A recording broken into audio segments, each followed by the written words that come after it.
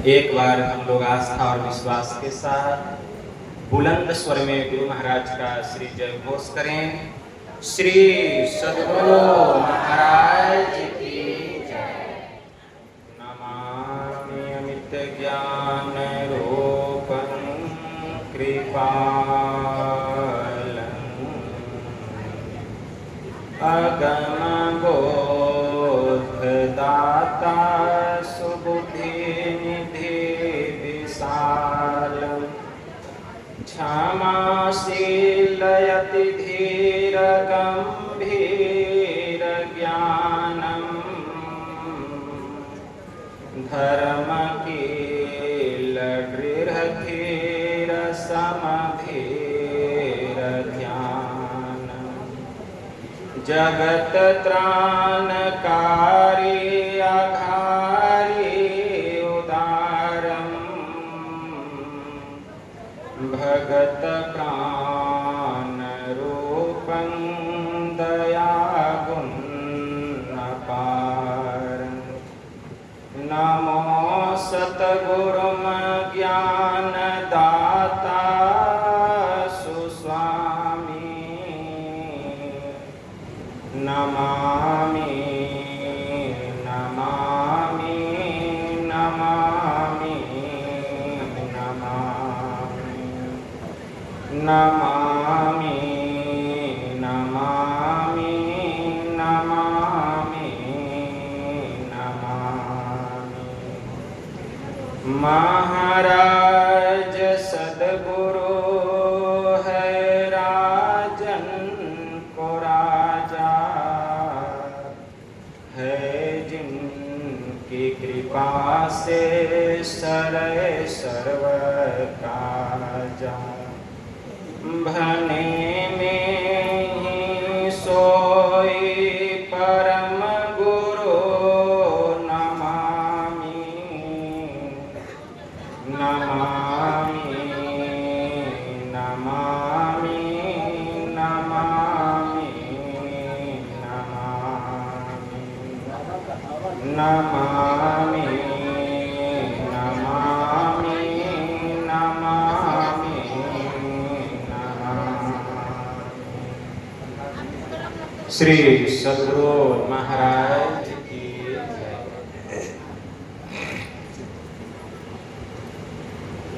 अव्यक्त रूप में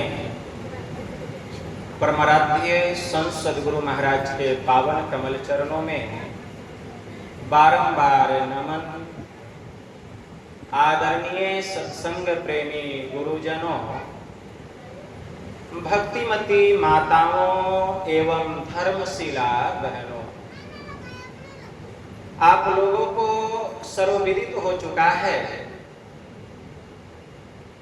कि यह संत मत सत्संग का आयोजन हमारे 20वीं सदी के महान संत परमाराध्य संत सद्गुरु महर्षि में ही परमहंस जी महाराज की 141वीं पावन जयंती के उपलक्ष्य में आज इस सत्संग भवन में बड़े ही हर्षोल्लास के साथ हम लोग उनकी जयंती मनाने के लिए यत्र तत्र से इस स्थान पर एकत्र हुए हैं।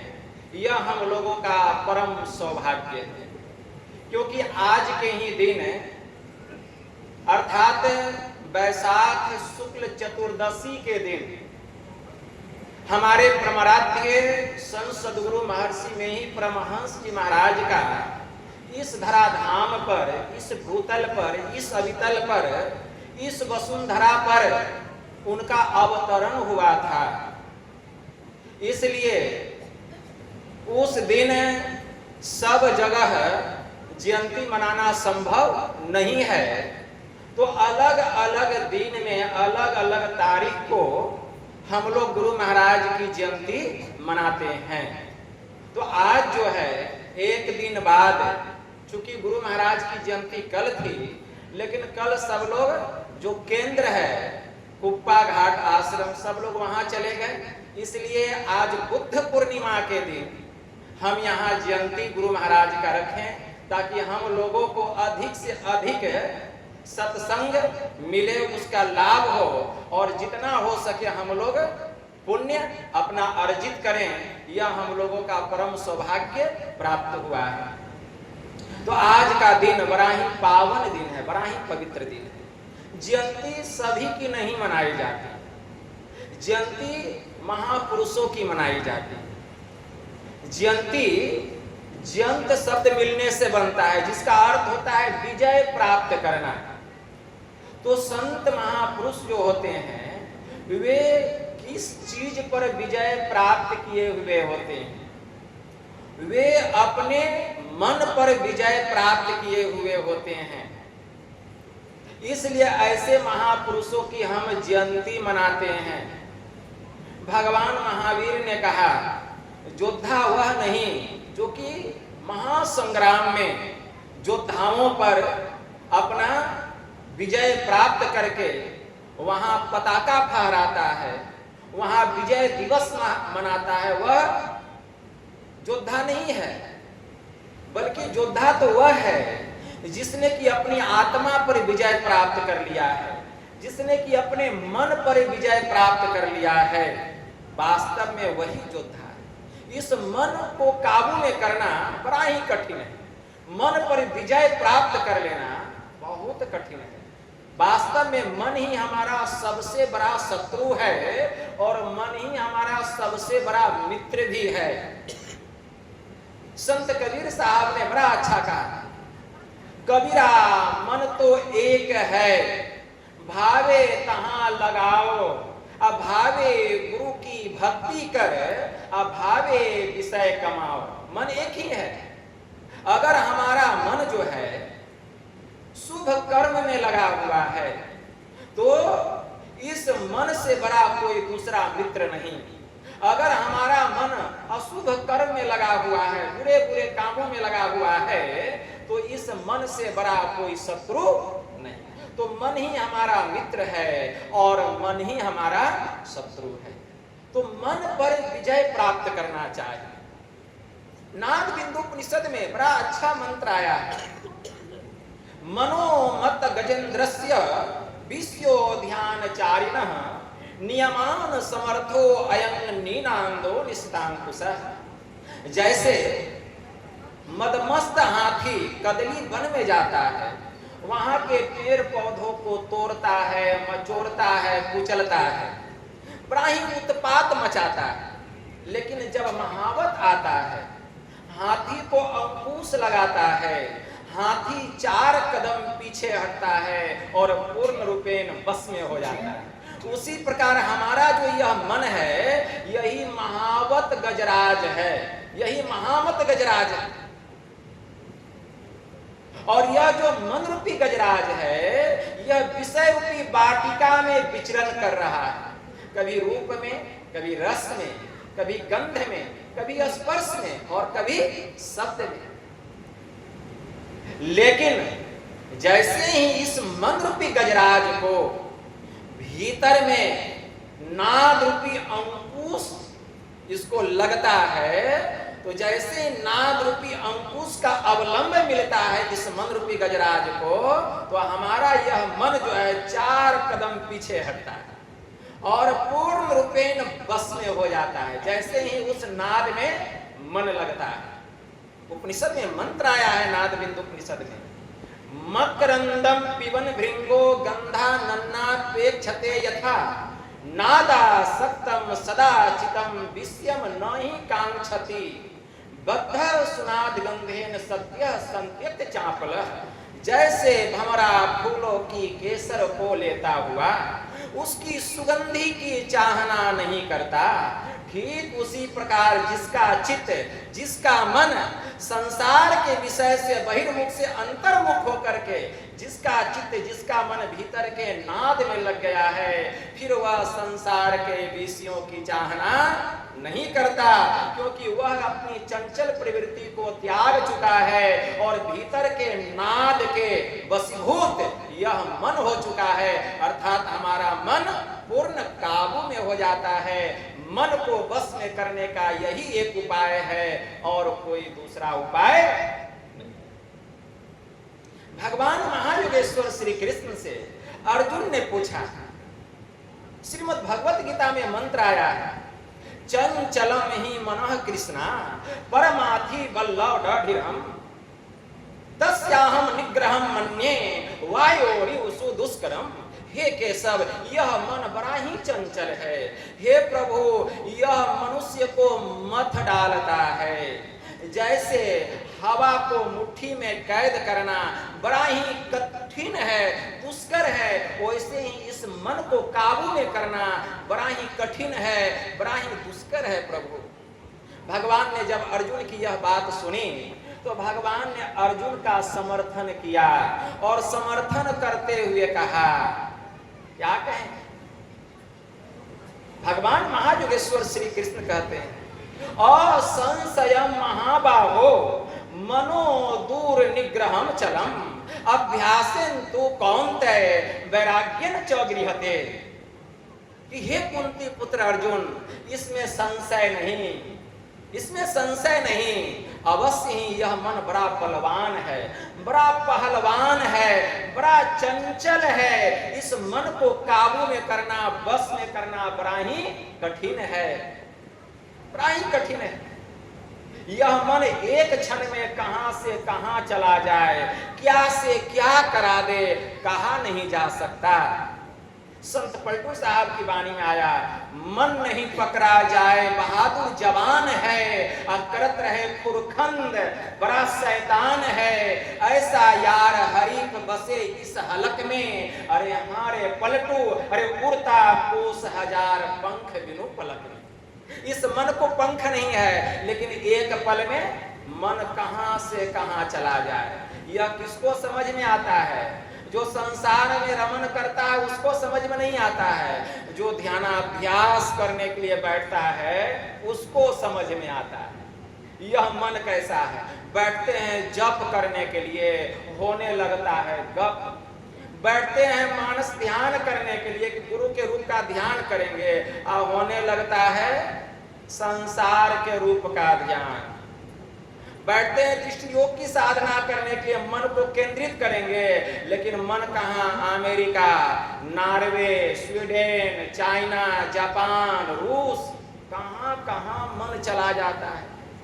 मन को लगाना है कहाँ, मन जा रहा है कहाँ। उसी समय समझ में आता है कि यह मन कैसा है। मन को समेट करके केंद्र पर केंद्रित कर लेना बहुत बड़ी बात है।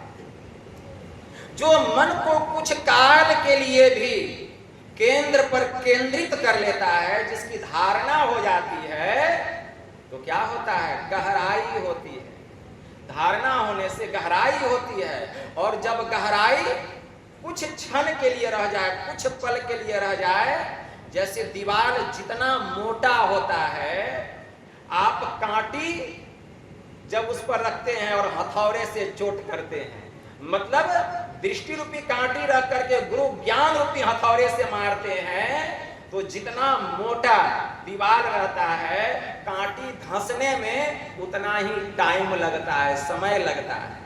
तो यह जो अंधकार रूपी दीवार है, यह इतना मोटा है, इतना मोटा है कि हमारा मन जो है इस पर टिकता ही नहीं है।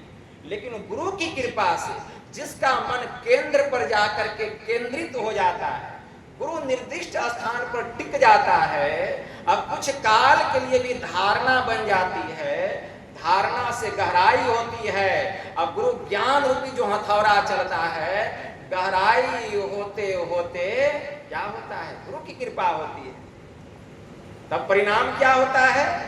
दृष्टि की दोनों धार उस केंद्र पर जाकर के टकराती है, और उस अंधकार को चीरती हुई हमारी सूरत प्रकाश मंडल में जाती है। गुरु महाराज की वाणी में आया, क्षेत्र क्षर अक्षर के पार में परमा लौकिक जेह में ही अंतर वृत्ति करके निशिदिन भजऊं तेह।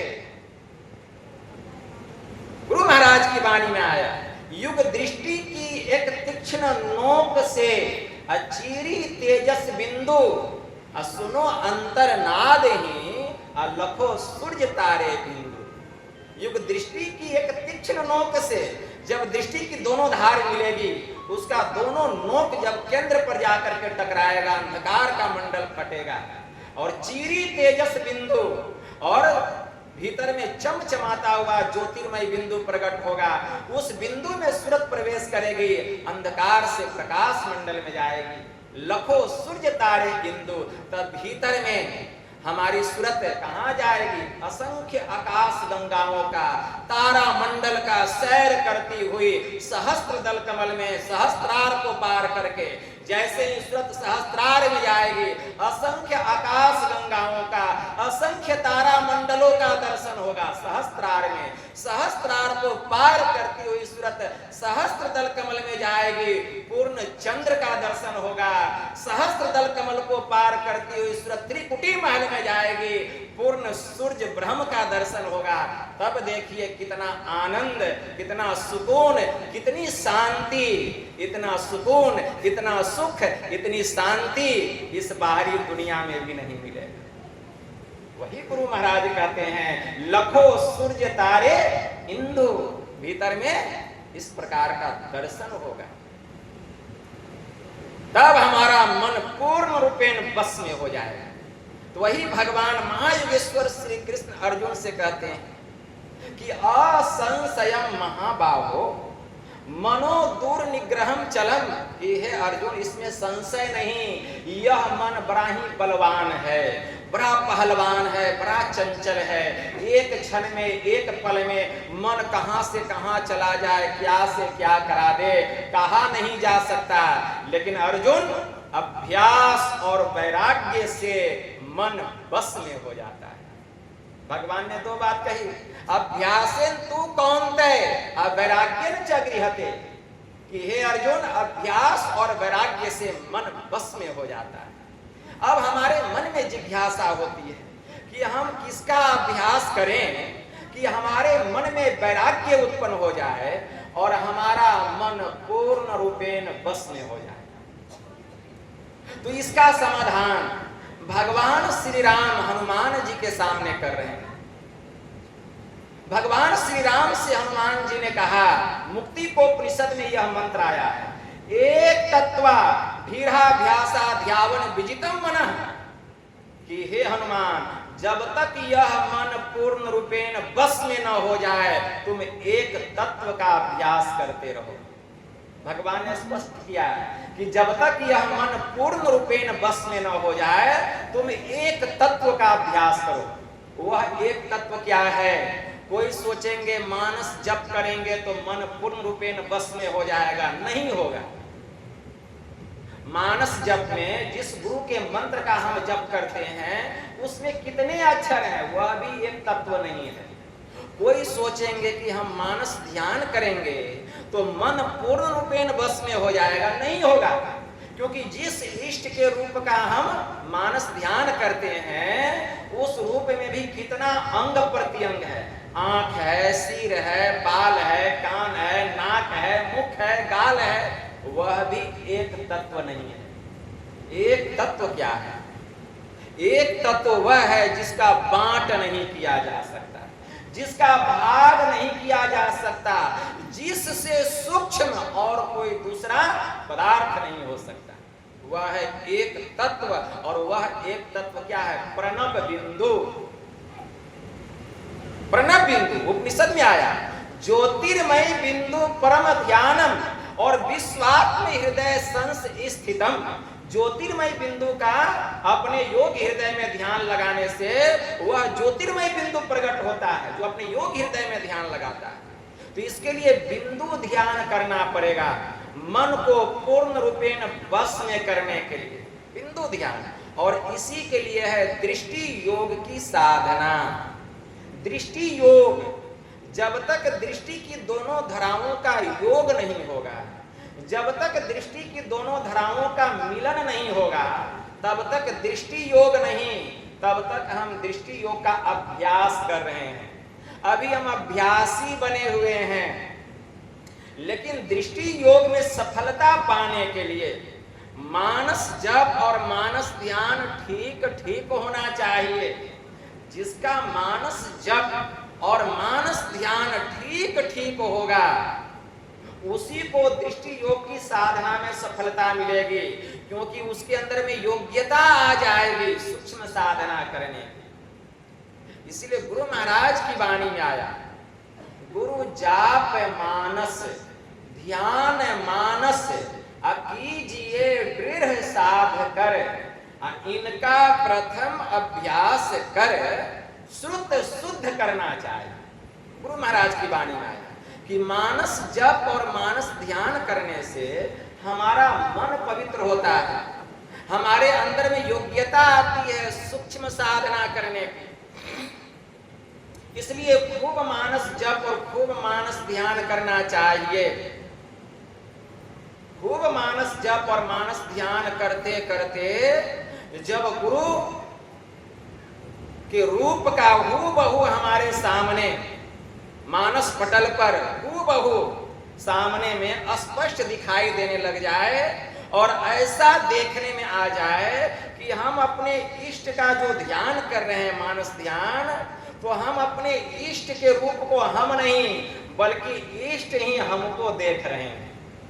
अगर ऐसा अनुभव होने लगेगा कि इष्ट हमको देख रहे हैं, हमारा मन वहां से नहीं हटेगा। अगर जैसे मन में यह भाव आया कि हम इष्ट को देख रहे हैं, तो हमारा मन वहां से हट भी सकता है, हमारा मन हट भी सकता है। लेकिन इष्ट अगर हमारी सूरत को पकड़ लें तो हमारा मन वहां से हटने वाला नहीं है, वह मन वहां डटा हुआ रह जाएगा। की कृपा होगी, सूक्ष्म साधना करने की योग्यता आ जाएगी, तब दृष्टि योग की साधना करनी चाहिए। मानस जप और मानस ध्यान अगर कुछ देर भी कुछ काल के लिए भी हमारा ठीक ठीक हो जाए तो उसमें ज्यादा समय नहीं लगाना चाहिए। बहुत लोग मानस जप और मानस ध्यान करते करते इतना समय लगा देते हैं कि देह हाथ दुखने लगता है, दर्द करने लगता है, उठ जाते हैं। पूछते हैं कि दृष्टि साधन किए जी? नहीं बाबा, मानसे जब मानस ध्यान करते करते समय खत्म हो गया, इसीलिए नहीं कर सके, शरीर दुखने लगा, पैर हाथ दर्द करने लगा। तो हम कहते हैं कि जब आप भजन भेद लिए तो कितना क्रिया बतलाया गया था, तो मानस जप, मानस ध्यान और दृष्टि साधन। तो क्या कहा गया था? तीनों क्रिया करके उठने के लिए कि दो क्रिया करके उठने के लिए? तो कहें नहीं बाबा, तीनों क्रिया करके उठने के लिए। तो फिर आप दो क्रिया करके क्यों उठे? तो कहें कि बाबा आप ही लोग न कहते हैं कि जब तक मानस जप ठीक ठीक नहीं होगा, मानस ध्यान नहीं होगा, तो जब तक मानस ध्यान ठीक ठीक नहीं होगा दृष्टि साधना नहीं होगी। तो कहें कि ये तो बाबा लोग कहते हैं, लेकिन ऐसा तो नहीं कहते हैं कि केवल मानस जप ही करके उठ जाना या मानस ध्यान करके उठना है। ऐसी तो बात नहीं है। ठीक ठीक एक ही दिन में हो जाएगा, समय लगेगा, लेकिन जब भी हम ध्यानाभ्यास करने के लिए बैठे मानस जप करें, कुछ देर मानस जप करने के बाद फिर मानस ध्यान करें, कुछ देर मानस ध्यान करने के बाद दृष्टि साधना करें, तीनों क्रिया करके उठना है। अगर हमारा जप ठीक ठीक नहीं होता है तो अकेले किसी कमरे में मुंह से बोल बोल करके जप करें कि कोई उस मंत्र को सुने नहीं, या जहां भजन भेदी लोग बैठे हैं वो सुन ले तो कोई बात नहीं है, लेकिन अकेले में बैठ के मुंह से बोल बोल करके जप करें, मतलब वाचिक जप करें, उपांशु जप करें, और चलते फिरते मानस जप करते रहें। चलते फिरते मानस जप करते रहने से क्या होता है? जिस काम में सदा हम अपने चित्त को लगा करके रखते हैं, जब एकांत में बैठते हैं तो उसी का ख्याल आता है। भगवान महायोगेश्वर श्री कृष्ण ने अर्जुन से कहा, यम यम वापी अस्मरण भावम त्यजति अन्ते कलेवरम तम तमे वैति कौन्तेय सदात भाव भावितः। कि हे अर्जुन, जीवन भर जो व्यक्ति अपने चित्त को जिस काम में लगा करके रखता है, अंत काल में उसी का स्मरण होता है। जो जीवन भर अपने चित्त को स्त्री में लगा के रखता है, अंत काल में उसको स्त्री का ही ख्याल आता है। जो जीवन भर अपने चित्त को किसी पुरुष में लगा करके रखता है, कोई स्त्री लगा के रखती है, तो अंत काल में उसी पुरुष का ख्याल आता है। जो जीवन भर अपने चित्त को धन में लगा के रखता है, अंत काल में धन का ही ख्याल आता है। जो जीवन भर अपने चित्त को बहुत सुंदर आलीशान भवन बनाया है, उसी में लगा के रखता है, अंत काल में उसी का ख्याल आता है। इसीलिए अर्जुन, तू अपने चित्त को मुझ में इतना लगा दे कि अंत काल में तुझे मेरा संस्मरण हो। और अगर ऐसा होगा तो हे अर्जुन, मैं तुझे सत्य कहता हूं, प्रयाण काले मनसा चलेन भक्त्या युक्तो योग बलेन च प्राणमवस्य सम्यकस्य तम परम पुरुषम वेत्ति दिव्यम।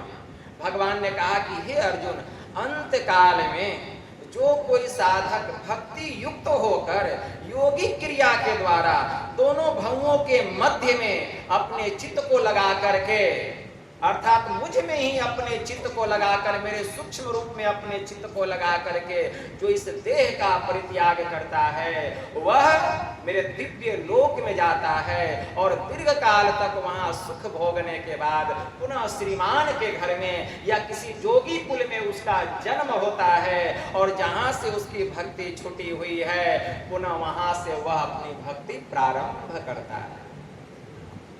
भगवान ने कहा, प्राप्य पुण्य कृताम लोकानुसित्वा शाश्वती समा सूची नाम श्रीमताम गेहे योग भ्रष्टो भी जायते। कि हे अर्जुन, प्रयाण काल के समय जब कोई साधक या कोई भक्त भक्ति युक्त होकर के योगी क्रिया के द्वारा दोनों भवों के मध्य में अपने चित्त को लगा करके इस देह का परित्याग करता है, तो वह पुण्यवानों के लोक में जाता है। दीर्घ काल तक वहां स्वर्ग में सुख भोगने के बाद तब श्रीमान के घर में या योगी कुल में उसका जन्म होता है, और जहां से उसकी भक्ति छूटी हुई है, वहां से वह अपनी भक्ति प्रारंभ करता है। इसीलिए भगवान महायोगेश्वर श्री कृष्ण कह रहे हैं कि मन को पूर्ण रूपेण बस में करने के लिए पहले एक तत्व का अभ्यास करना पड़ेगा। वह एक तत्व क्या है? परम बिंदु, मतलब मानस जप और मानस ध्यान करने के बाद हमें दृष्टि योग की साधना करनी पड़ेगी। दृष्टि योग की साधना हम कैसे करेंगे? सबसे पहले दोनों आंखों को बंद करके आसन को एक करना है। संत कबीर साहब की वाणी में आया, आहार दृढ़, आसन दृढ़, भजन नेम दृढ़ होए, तब प्राणी पावे कछुक, नहीं तो रहे विषय रस मोए। पहले आहार विहार हमारा ठीक होना चाहिए, क्योंकि जैसा हम अन्न खाएंगे उसी प्रकार का हमारे मन के ऊपर में प्रभाव पड़ेगा। तो हमारा भोजन सात्विक होना चाहिए, तब आसन दृढ़, आसन में सिद्धि की प्राप्ति होगी। हमारा आसन कैसा होना चाहिए? हमारा बायां पैर नीचे, दाहिना पैर ऊपर, बायां हाथ नीचे, दाहिना हाथ ऊपर, तर ऊपर गोद में। शरीर को बिल्कुल सीधा एकदम 90 डिग्री के कोण पर रखना है। हमारा मस्तक, हमारा धड़, हमारा गर्दन और कमर बिल्कुल सीधी रेखा में होना चाहिए। भगवान महायोगेश्वर श्री कृष्ण ने उद्धव जी से कहा, सम आसन आसीनः सम कायो यथा सुखम, हस्तावुत संग आधाये स्वनासाग्र कृतेक्षणः। कि हे उद्धव, सुख पूर्वक सम आसन में बैठकर दोनों हाथों को तर ऊपर गोद में रखें और नासिका के अग्रभाग में, नासिका के अग्रभाग में, दोनों आंखों को बंद करके जो नासिका का अग्रभाग है वहां दृष्टि की दोनों धारों को स्थिर करें।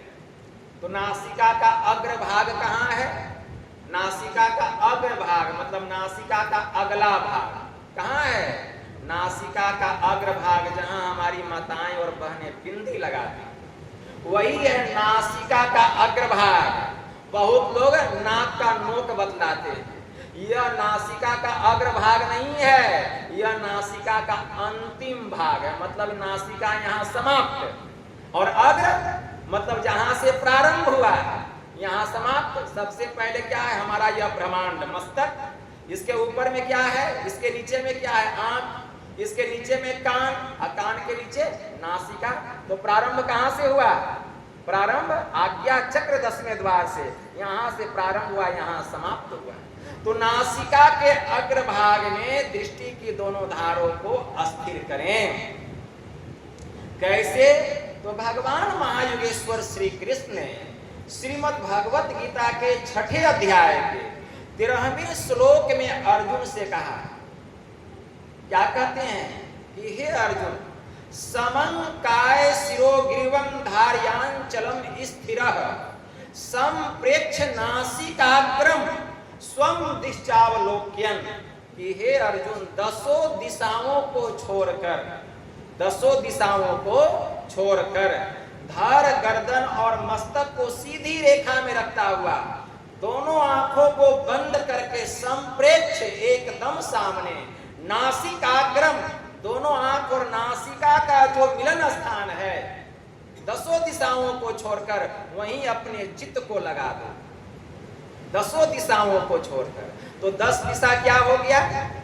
पूरब, पश्चिम, उत्तर, दक्षिण, ये 4 दिशा और चारों दिशा का 4 कोण, चारों दिशा का 4 कोण, ईशान कोण, नैतृत्य कोण, अग्निय कोण, वायु कोण, ये 4 कोण, 4 और 4 मिलके क्या हो गए?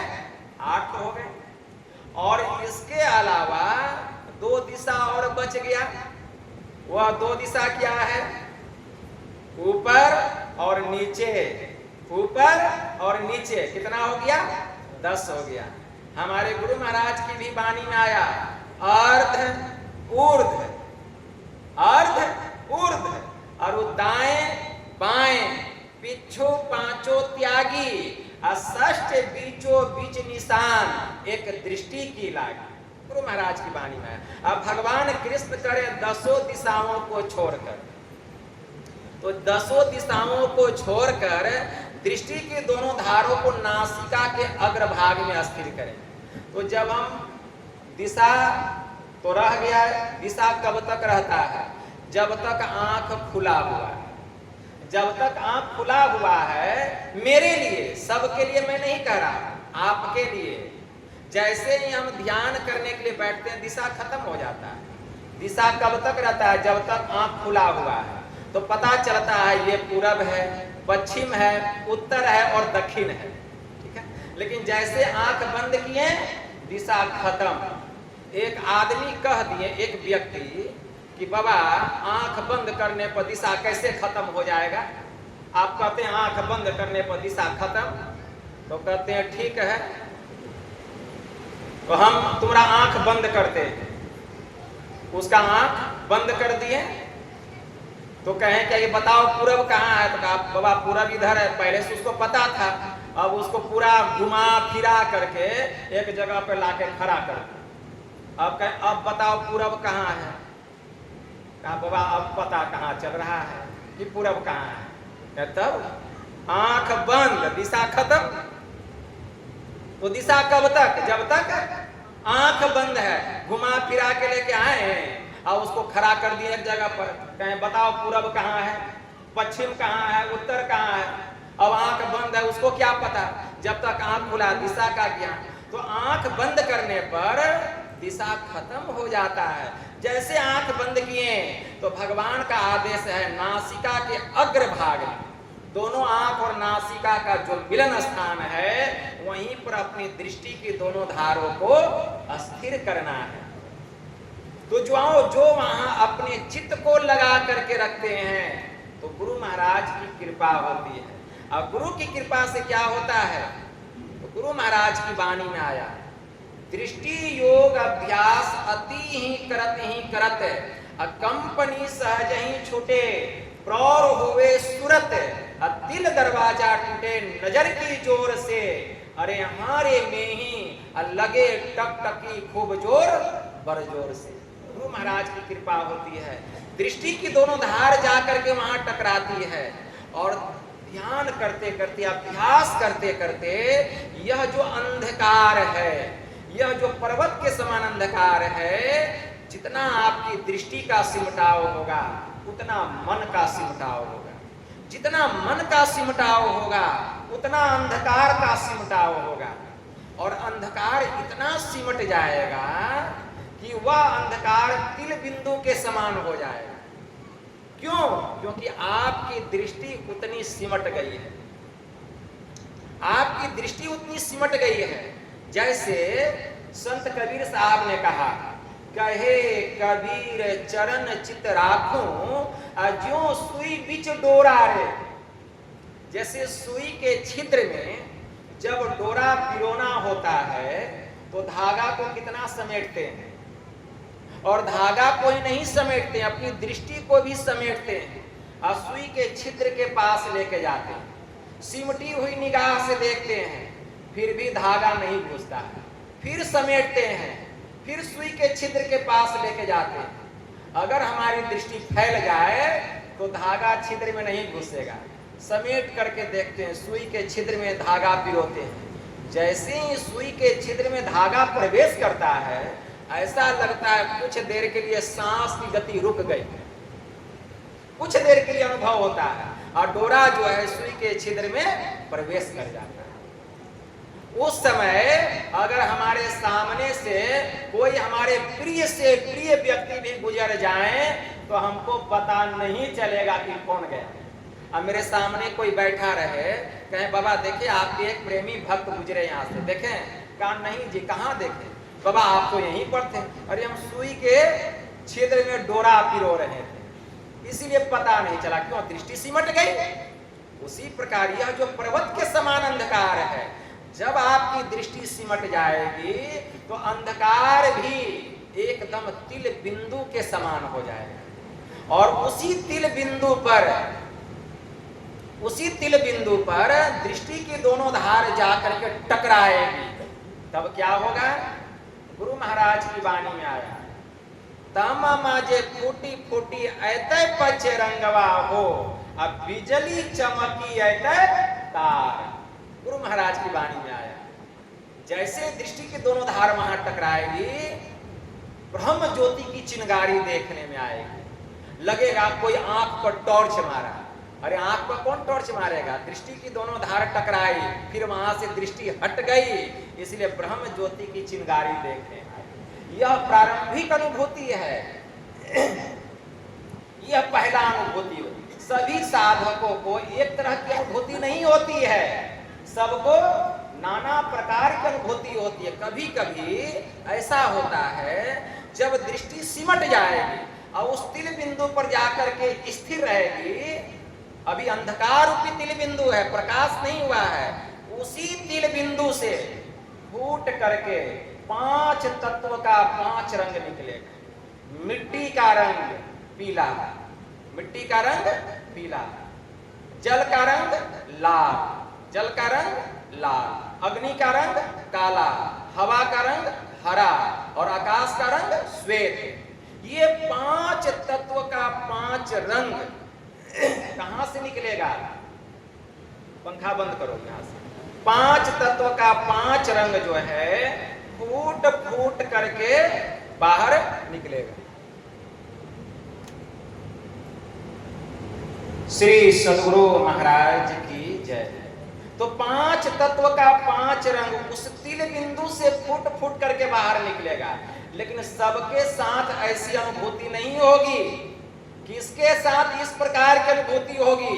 जिसकी दृष्टि उतनी सिमट जाएगी, जिसकी दृष्टि उतनी सिमट जाएगी और वह अंधकार जो पर्वत के समान है तिल बिंदु के समान हो जाएगा, तब उस तिल बिंदु पर दृष्टि की दोनों धार जैसे टकराएगी या उस तिल बिंदु पर अगर हमारा मन स्थिर हो जाएगा तो 5 तत्व का 5 रंग, मिट्टी का रंग पीला, उस अंधकार से पीला रंग सिमटते हुए ऐसे निकलेगा, फैलते हुए और सिकुड़ते हुए जो है उसी बिंदु में जाके समा जाएगा। क्यों? जो जहां से उत्पन्न होता है उसका लय वहीं जाकर के होता है। फिर उसी तिल बिंदु से जल तत्व का लाल रंग निकलेगा, फैलते हुए निकलेगा, फिर सिमटते हुए उसी बिंदु में जाकर के समा जाएगा। अग्नि तत्व का रंग काला, फैलते हुए निकलेगा और सिकुड़ते हुए सिमटते हुए समा जाएगा।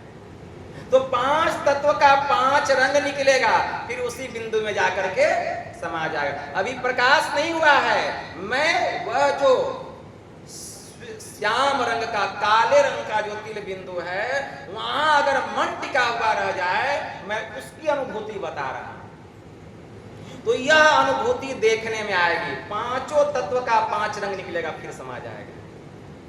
फिर क्या होगा? गुरु महाराज की कृपा होगी। अगर दृष्टि की दोनों धार वहां और अस्थिर गई, गहराई होते होते उस बिंदु में गहराई होगी, तिल बिंदु में गहराई होते होते गुरु महाराज की कृपा होगी, तब क्या होगा? वह तिल खिड़की खुलेगा, वह तिल खिड़की खुलेगा। जैसे ही वह तिल खिड़की खुलेगी, हमारी जब गहराई सूरत इधर उधर नहीं होगा, एकदम टिका हुआ रह जाएगा सूरत, वह तिल खिड़की खुलेगी और जैसे खुलेगी बहुत जोरों का धमाकेदार शब्द होगा, धमाकेदार शब्द। आप डर जाएंगे, डर जाएंगे, आंख खुल जाएगी, डरना नहीं है। संत पलटू साहब की वाणी में आया, फूटी गया आसमान। यह कौन आसमान है? अंधकार रूपी आसमान। आकाश जो है 5 प्रकार का बतलाया गया। एक आकाश, एक पराकाश, एक सूर्याकाश, एक परमाकाश और एक महाकाश, एक परमाकाश। पहला आकाश 5 प्रकार का आकाश, दूसरा पराकाश, तीसरा सूर्याकाश, चौथा महाकाश और 5वां परमाकाश। ये 5 प्रकार का आकाश है, ठीक है ना। यह जो आकाश है अंधकार रूपी आकाश, आंख बंद करने पर जो अंधकार दिखाई देता है यही वह आकाश है।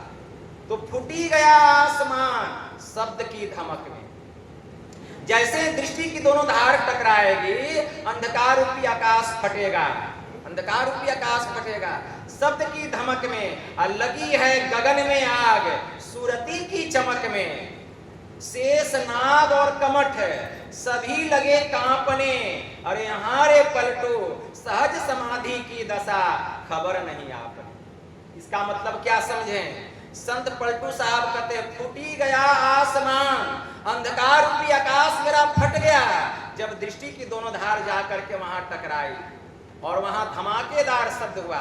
लगी है गगन में आग, मतलब वहां आग लग गया, मतलब ब्रह्म ज्योति का प्रकाश हो गया। लगी है गगन में आग सूरती की चमक में, और हमारी सूरत अंधकार से प्रकाश मंडल में चली गई, अब सूरत चमचमाने लगा।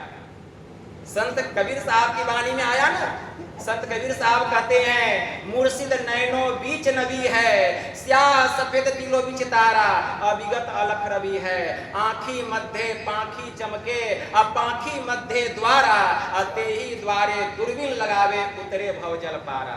शून्य शहर में वास हमारा, कहाँ सर्वंगी जावे, साहब कबीर सदा के संगी शब्द महल ले जावे। तो सूरती की चमक में मतलब हमारी सूरत अंधकार से प्रकाश मंडल में चली गई। फूटी गया आकाश शब्द की धमक से, लगी है गगन में आग सूरती की चमक में।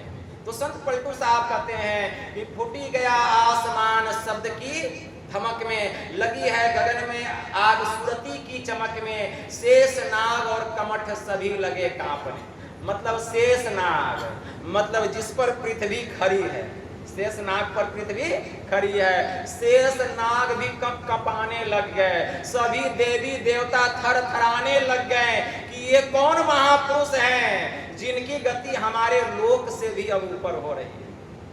वहीं पर रिद्धि सिद्धि आती है प्रलोभन देने के लिए, नीचे गिराने के लिए। जैसे आप अंधकार से प्रकाश मंडल में जाते हैं, गोस्वामी जी ने लिखा, रिद्धि सिद्धि प्रेरई बहु भाई, बुद्धि ही लोभ दिखावई आई, सोई बुद्धि जो परम सयानी, तिनह तन चितब न अनहित जानी।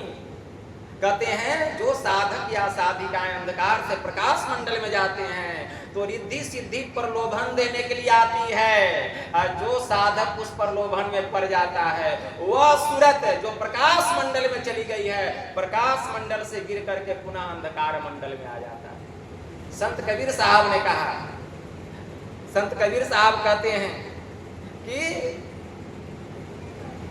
गगन, संत कबीर साहब की वाणी में आया कि तह मलिया बाग लगाया रे, तह मलिया बाग लगाया रे, एक कच्ची कली तोरी के मलिया बहुत पछताया रे, एक कच्ची कली तोरी के मलिया बहुत पछताया रे, गिरी पर्वत की माछरी भव सागर आया रे, कहे कबीर धर्मदास से जममा बंसी लगाया रे। संत कबीर साहब ने कहा कि पर्वत पर चढ़ी हुई सूरत अंधकार से प्रकाश मंडल में जो सूरत चली गई है वह रिद्धि सिद्धि के प्रलोभन में पड़ करके नीचे गिरती है और फिर उसको जम जो है बंसी लगा लेता है। तो इसीलिए जो सूरत उसकी ओर ताकती तक नहीं, वही ऊपर की ओर चढ़ाई करती है, आगे बढ़ती है, वही सूरत आगे बढ़ती है। गुरु महाराज की वाणी में आया, ये 5 तत्व का 5 रंग आता है, यह अनुभूति है। और साधक अंधकार से प्रकाश मंडल में जाता है, और जब वह अंधकार से प्रकाश मंडल में जाता है तब वहाँ शब्द का अवलंब मिलता है, और जैसे ही उस शब्द में सूरत लग जाती है यह मन पूर्ण रूपेण बस में हो जाता है। मन को बस में करने का और कोई दूसरा उपाय। अब यहां से शब्द साधना शुरू होता है। शब्द साधना 5 मंडल है, 5 मंडल का 5 केंद्र है, बिना केंद्र का कोई मंडल नहीं हो सकता। हमारे गुरु महाराज कहने की कृपा किए कि स्थूल मंडल और सूक्ष्म मंडल का जो संधि है उसको स्थूल मंडल का केंद्र आज्ञा चक्र 10वां द्वार बतलाया। सूक्ष्म मंडल और कारण मंडल की जो संधि है उसको सूक्ष्म मंडल का केंद्र त्रिपुटी महल बतलाया गया। कारण मंडल और महाकारण मंडल की जो संधि है उसको कारण मंडल का केंद्र महाशून्य बतलाया गया। महाकारण मंडल और केवल्य मंडल की जो संधि है उसको महाकारण मंडल का केंद्र भंवर गुफा बतलाया गया, और केवल्य मंडल के केंद्र स्वयं परमपिता परमात्मा बतलाए गए। 4 जड़ मंडल है, एक चेतन मंडल है। चारों जड़ मंडलों को पार करके जो चेतन मंडल में प्रवेश करता है तब उसको सार शब्द की अनुभूति होती है, ब्रह्म नाद की अनुभूति होती है। हालांकि वह सार शब्द, वह ब्रह्मनाद सृष्टि के कण कण में हो रहा है, लेकिन हम उसे सुन नहीं पा रहे हैं। क्यों नहीं सुन पा रहे हैं? क्योंकि हमारा जो सूरत है वह शरीर और इंद्रियों की घाटों में पसरा हुआ है, इसलिए हम उस ब्रह्मनाद को नहीं सुन पा रहे हैं, इसलिए नहीं सुन पा रहे हैं। जिस दिन हमारी सूरत सिमट जाएगी, जिस दिन हमारी सूरत सिमट जाएगी, अर्थात 4 जड़ मंडलों को हम पार करके चेतन मंडल में चले जाएंगे, उसी दिन वह ब्रह्मनाद, वह सार शब्द जब हम आंख भी खोलेंगे तो उसी तरह उसका अनुभव होगा जैसे कि आंख बंद करने पर होता था। जैसे दूध से जब हम घी को निकाल लेते हैं और फिर उस दूध को हम घी में मिला देते हैं तो मिलता नहीं है, वह उसमें तैरने लगता है।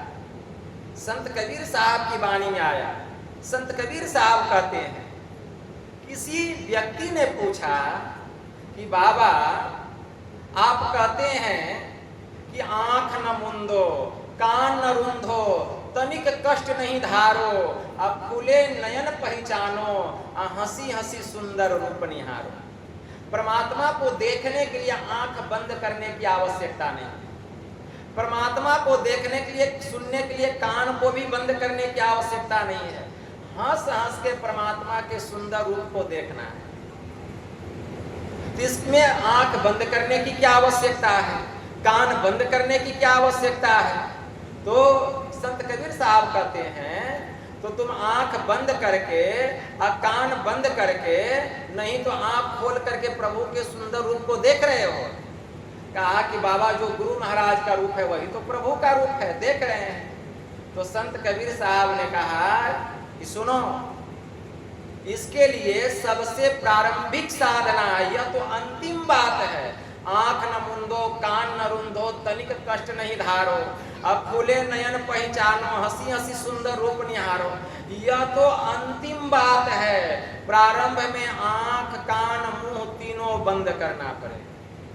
आंख कान मुख बंद कराओ, अनहद झींगा शब्द सुनाओ, और दोनों तिल एक तार मिलाओ, और तब देखो गुलजारा, तब देखो गुलजार। भीतर में ब्रह्म ज्योति और परमात्मा का जो शब्द हो रहा है उसकी अनुभूति होगी। गुरु नानक देव जी महाराज की वाणी में आया, गुरु नानक देव जी महाराज कहते हैं, तीनों बंद लगाई के सुनो अनहद टंगोर, नानक शून्य समाधि में, नहीं सांझ नहीं भोर। तो वहां सांझ भोर नहीं होता है। तो इसलिए जब हम जड़ मंडल को पार करके चेतन मंडल में जाएंगे, तब परमात्मा का जो सार शब्द है उसकी अनुभूति होगी। और जैसे उस सार शब्द की अनुभूति होगी, कितनी कृपा होगी, वह सार शब्द, वह ब्रह्मनाद सीधे इस आत्मा को परमात्मा से मिला देगा। बड़ा सुंदर मंत्र आया है, मंत्र आया है अमृतनाद में, अघोषम अव्यंजनम अस्वरम च अकंठ ताल ओष्ठम अनासिकम च अरेफ जातम उभयोष्ट वर्जितम यदक्षरम न अक्षरते कदाचित। मतलब वह जो सार शब्द है, वह जो ब्रह्मनाद है, हर प्रकार के अनहद नादों से रहित है। अघोषम अव्यंजनम अस्वरम च, वह जो ब्रह्मनाद है हर प्रकार के स्वर्ण और व्यंजन वर्णों से रहित है। वह जो ब्रह्मनाद है वह हर प्रकार के तालु कंठ और प्रभृति के ज्ञान से रहित है। वह जो ब्रह्मनाद है दोनों होठों के उच्चारण से रहित है। वह जो ब्रह्मनाद हर प्रकार के रंग रूप रेखा से रहित है।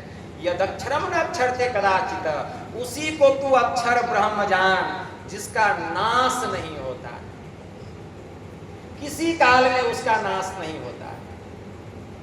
भगवान शिव जी ने माता पार्वती से कहा है, ब्रह्मांड लक्षणम सर्वदेह मध्य व्यवस्थितम सकार अश्च विनश्यन्ति निराकारो न नश्यति। समूचे ब्रह्मांड में भगवान शिव कहते हैं, ब्रह्मांड लक्षणम सर्वदेह मध्य व्यवस्थितम, इस शरीर के भीतर समूचा ब्रह्मांड फैला हुआ है, जिसमें सगुण सकार का नाश होता है लेकिन निर्गुण निराकार का नाश नहीं होता। उसका नाश नहीं होता, ब्रह्मनाद का नाश नहीं होता। वही है अक्षर ब्रह्म। एक बड़े उच्च कोटि के महापुरुष हुए साई बुल्ले शाह जी महाराज, उनकी वाणी में आया, आज लोग नाना प्रकार के विषयों को पढ़ पढ़ करके नाना प्रकार की डिग्रियां प्राप्त कर रहे हैं, लेकिन अगर कोई एक अलिफ को पढ़ ले तो उनको निजात मिल जाए, उनका कल्याण हो जाए। उसी समय एक विद्वान हुए, उनका नाम था हजरत अनवर अली रोहतकी, एक मौलाना हो गए, बड़े विद्वान थे। उन्होंने एक पुस्तक लिखी, उस पुस्तक का नाम है कानूने इश्क। कानूने इश्क के पृष्ठ संख्या 204 में उन्होंने लिखा, जिस अलिफ को पढ़ने से जीव को निजात मिलता है, छुटकारा मिलता है, परम मुक्ति की प्राप्ति होती है, वह जो अलिफ है वह उर्दू, फारसी और अरबी का पहला अक्षर नहीं है। तब वह क्या है? वह संतों के ज्ञान का सीना है, सफीना नहीं कि तख्ती पर लिख लिया और लिख करके मिटा दिया। अरे वह तख्ती पर लिखने में आने वाला नहीं है, तो उसको मिटाया कैसे जा सकता है? बड़े उच्च कोटि के फकीर हुए शाहजहां के पुत्र दाराशको, उन्होंने एक पुस्तक लिखी रिसाला-ए-हक़नुमा। रिसाला-ए-हक़नुमा के पृष्ठ संख्या 16 में उन्होंने लिखा, यह पूरी दुनिया, यह पूरी कायनात खुदा के नूर और कलमे के कलाम से भरपूर है। फिर भी अंधे और बहरे लोग कहते हैं कि वह अल्लाह कहाँ है। अगर हम अपने कानों से अहंकार और चतुराई की रुई निकाल दें तो सृष्टि के सच्चे विधाता के दरगाह से आने वाली वह कलमे की कलाम हमें सुनाई देने लगेगी। पता नहीं लोग कयामत के दिन बजने वाले बिगुल का क्यों इंतजार कर रहे हैं, जबकि प्रत्येक प्राणियों के भीतर में खुदा का बिगुल हो रहा है, वह आवाजें गायब हो रही है, वह ब्रह्मनाद हो रहा है, लेकिन हम उसे नहीं सुन पा रहे। यही हमारा सबसे बड़ा दुर्भाग्य, यही हमारा सबसे बड़ा दुर्भाग्य। तो वह जो ब्रह्मनाद है, उस नाद में जिसकी सूरत लग जाएगी उस जीव को निश्चित मुक्ति मिल जाएगी। बिना सार शब्द की अनुभूति का जीव को परम मुक्ति की प्राप्ति होने वाली नहीं है। गुरु महाराज की वाणी में आया, सूरत शब्द की करे कमाई, निज घर जावे ना, निज घर में निज प्रभु को पावे, अति हुलसावे ना, में ही अश्रु संत युक्ति यमत्रास मिटावे। गुरु महाराज की वाणी में आया, संत पलटू साहब की वाणी में आया, नाम डोर है गुप्त को नहीं जानता, नि अक्षर का रूप दृष्टि नहीं आवता, रंकार आकार पवन को देखना। अरे हारे पलटू, देखत है कोई संत और सब देखना, जो कोई चाहे नाम को सो नाम अनाम है जी, लिखन पढ़न में आवे नहीं, नि अक्षर काम है जी, रूप कहे अनुरूप पवन अनुरेखते। अरे हमारे पलटू, गैब दृष्टि से संत नाम वह देखते। गैब दृष्टि किसको कहा गया? आत्म दृष्टि को कहा गया। जो साधक, जो साधिकाएं गुरु से योगिक क्रिया जान करके, भजन भेद लेकर के योगिक क्रिया के द्वारा जो उस दृष्टि को प्राप्त कर लेते हैं, अरे हारे पलटू, गैब दृष्टि से संत नाम वह देखते। गैब दृष्टि मतलब आत्म दृष्टि को जो प्रकट कर लेता है, जिसकी आत्मा प्रकाशित हो जाती है, मतलब जड़ से चेतन अलग हो जाता है, तब चेतन को उस नाद की अनुभूति होती है, उस सार शब्द की अनुभूति होती है, उस ब्रह्म नाद की अनुभूति होती है।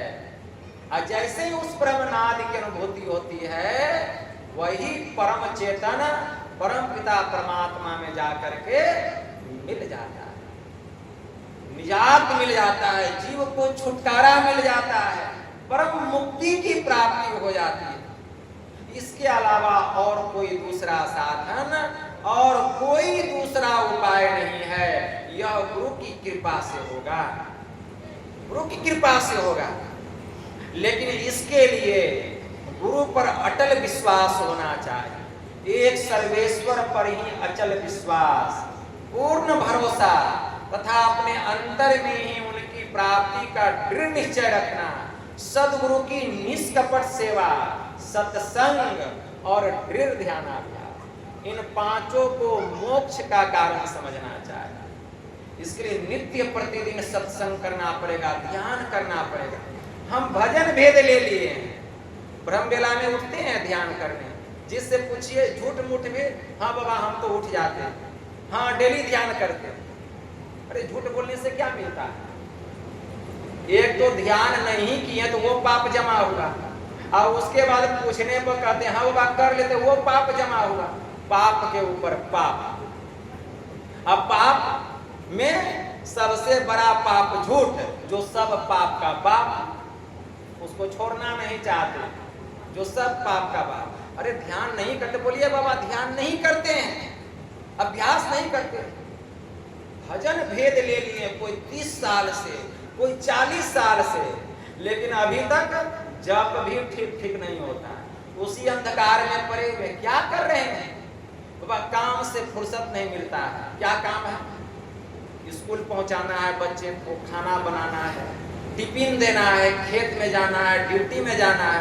अरे जब शरीर छूट जाएगा तब यह काम कौन करेगा? जब शरीर छूट जाएगा ना तो आपके जगह कोई दूसरा भी यह काम कर देगा। बच्चे को स्कूल भेज देगा, टिफिन दे देगा, या खेत में चला जाएगा, लेकिन यह काम आपके बदले कोई दूसरा नहीं करेगा, आप ही को करना पड़ेगा। यह मेरा निज काम है। ब्रह्म बेला में उठिए। लोग ब्रह्म बेला में उठना नहीं चाहते।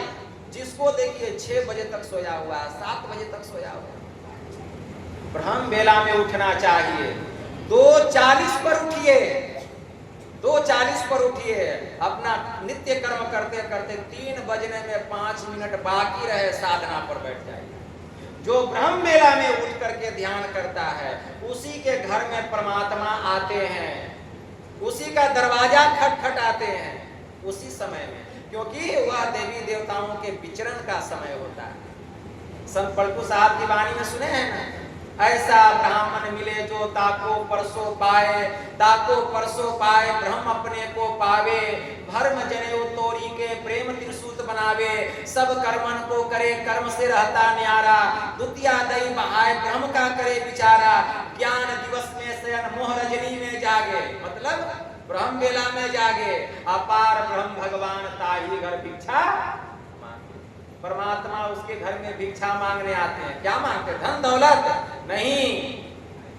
जब हम साधना पर बैठे रहते हैं तो परमात्मा आते हैं, दृष्टि की दोनों धारों को एक करते हैं और दरवाजा को खोल देते हैं, अंधकार का पर्दा खोल देते हैं। अब भिक्षा मांगते हैं, बेटा अब तुम मेरे पास आ सकते हो। यही भिक्षा मांगते हैं, धन दौलत थोड़े मांगते हैं, यही भिक्षा मांगते हैं, अब तुम मेरे पास आ सकते हो। तो यह कब होगा? जब हम ब्रह्म बेला में ध्यान करें। याद रहे, एक समय का भोजन छूट जाए तो छूट जाए, लेकिन एक समय का ध्यान नहीं छूटना चाहिए। हमारे परमाराध्य परम गुरु परम संत बाबा देवी साहब कहने की कृपा किए कि साधु और संत वे कहलाते हैं जो इस दुनिया में सीधी और सलामती रवि की चाल को अख्तियार करते हैं। जिसे चाहे बैठ कर करो, चाहे लेट कर करो, उन्हें न तो किसी भी प्रकार की मत और मतांतर की बोझी होती है।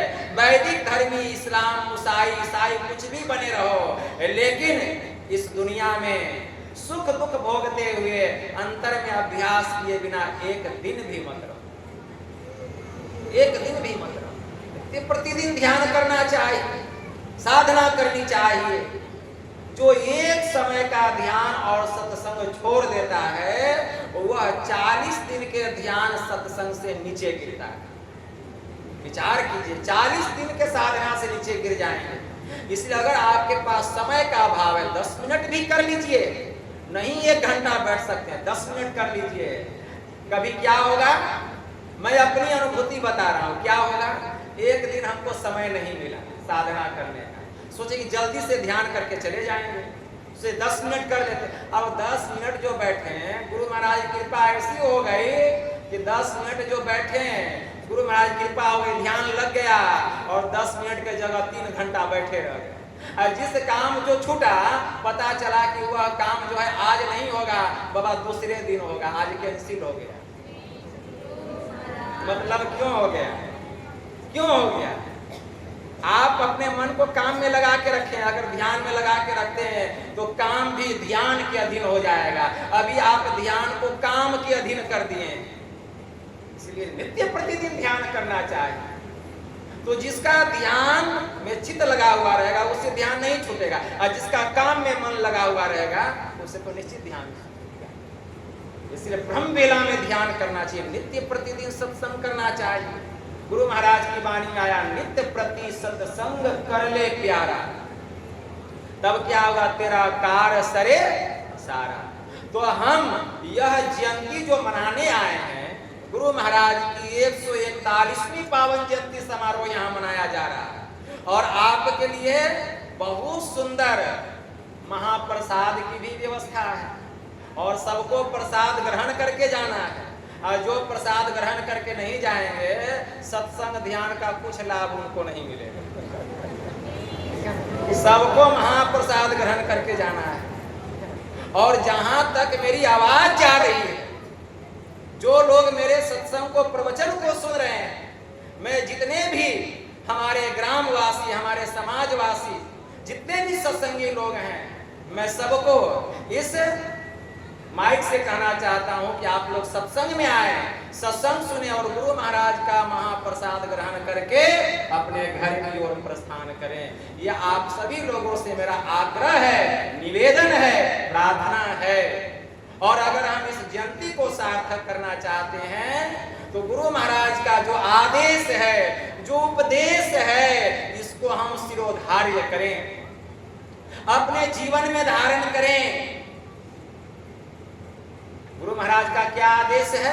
सत्संग नित्य और ध्यान नित्य रहिए, कृत संलग्न हो, व्यभिचार चोरी नशा हिंसा झूठ तजना चाहिए।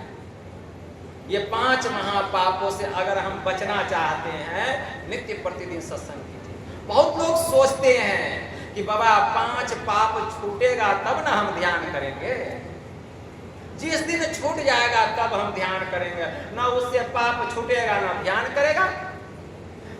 पाप उसी से छूटेगा जो ध्यान करेगा। मैं कहता हूं पाप छोड़ने की आवश्यकता नहीं है, मैं ऐसे कहता हूं आप पाप भी कीजिए, ध्यान भी कीजिए, सत्संग कीजिए। जब ध्यान सत्संग करते रहेंगे, गुरु महाराज की कृपा होगी, मन बदल जाएगा ध्यान करते करते। अच्छा, चोरी करते करते मन बदलता है कि ध्यान करते करते? तो ध्यान करते करते, सत्संग करते करते, जब सत्संग ध्यान करेंगे तो हमारा मन बदल जाएगा। मन कैसा बदल जाएगा? ध्यान करते करते आपको लगेगा कि हम बहुत झूठ बोलते हैं, अब झूठ नहीं बोलेंगे, हम ध्यान सत्संग करते हैं, नहीं बोलेंगे, चोरी नहीं करेंगे। देखिए मन बदलने लगा, सत्संग का प्रभाव पड़ रहा है, और सत्संग का ऐसा बल मिलता है कि ये 5 पाप ऐसा छूट जाता है कि कहीं झूठ बोलने की नौबत जब आ जाती है तो वहां चुप हो जाते हैं, क्योंकि ना तो यहाँ झूठ बोल सकते हैं ना सत्य बोल सकते हैं, चुप रह जाते हैं। क्यों? यह सत्संग का बल मिला। कितना भी बड़ा विद्वान हो, कितना भी बड़ा विद्वान हो, सत्संग के अभाव में वह चोरी करेगा, झूठ बोलेगा, नशा करेगा, हिंसा करेगा, व्यभिचार करेगा। क्यों? सत्संग के अभाव। लेकिन सत्संग करते करते, क्योंकि विद्वता के बल पर 5 पाप से कोई नहीं छूट सकता है। हाँ, सत्संग का जब मिलेगा बल, तब 5 पापों से छुटकारा मिल जाएगा। इसीलिए संत पलटू साहब ने कहा, भाग रे भाग फकीर के बालके, कनक रुकामिनी बाघ लागा, मारी ताही लेंगे, बड़ा पछताएगा, बड़ा बेवकूफ जो तू नहीं भागा। श्रृंगी ऋषियों को तो थे मारे लिए, थे जो लाख त्यागा, दास पलटू कहे बचेगा सोई, जो बैठी सत्संग दिन रह न जागा, वही बचेगा। इसीलिए हमें नित्य प्रतिदिन सत्संग करना चाहिए। जो सत्संग करेगा उसी से ध्यान होगा, जो ध्यान सत्संग करेंगे उन्हीं से 5 पापों से छुटकारा भी मिलेगा। और इतना सत्संग ध्यान का बल पुष्ट हो जाएगा कि पाप जो है साफ हो जाएगा। यह जीवात्मा पूर्ण रूपेण पवित्र हो जाएगी सुषुम्ना में प्रवेश करके। तब मंत्र आया है उपनिषद में, यम ने नचिकेता से कहा, नाविरतो दुश्चरिता ना शांतो ना स्नाहित ना शांत मानसो वापी प्रज्ञा नैने ममाप्नुयात्। जो पाप कर्मों से निवृत्त नहीं हुआ है, जिसकी इंद्रियां शांत नहीं है, जिसका चित्त अशांत और असमाहित है, वह कभी भी आत्मज्ञान को प्राप्त नहीं कर सकता है। इसलिए पहले अपने को पवित्र करें, और पवित्र करने के लिए ही ध्यान सत्संग है, गुरु महाराज के आदेश और उपदेश में रखें, तभी हमारा यह जयंती मनाना सार्थक होगा। कहने की बात बहुत है, लेकिन समय बहुत ज़्यादा हो गया है, तो यही थोड़ा सा मैं आप लोगों की सेवा में कहा। बस इतना ही कहकर गुरु महाराज के श्री चरणों में प्रेम पुष्प समर्पित करते हुए मैं अपनी वाणी को यहीं विराम देता हूँ। बोलिए प्रेम से श्री सद्गुरु महाराज की जय। अब बच्चे आए हैं, बालक, 2 बालक आए हैं, एक भजन करेंगे, उनको बुलाइए। श्री सद्गुरु महाराज आ जाओ।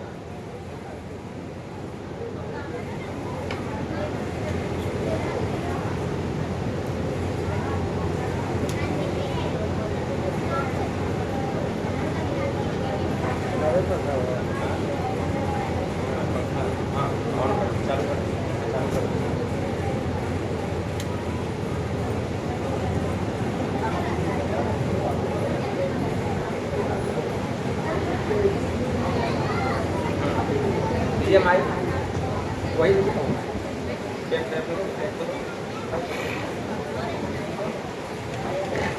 इस पर करो, खड़े खाड़ बैठ, आप बैठ करो, इसको दे दीजिए, गिरीश बाबू दे दीजिए।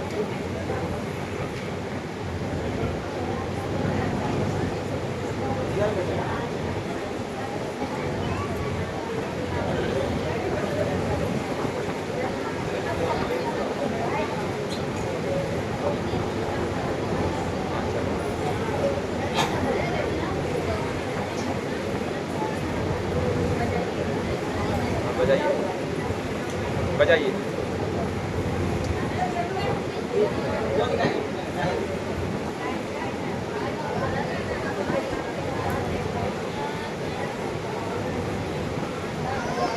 चलिए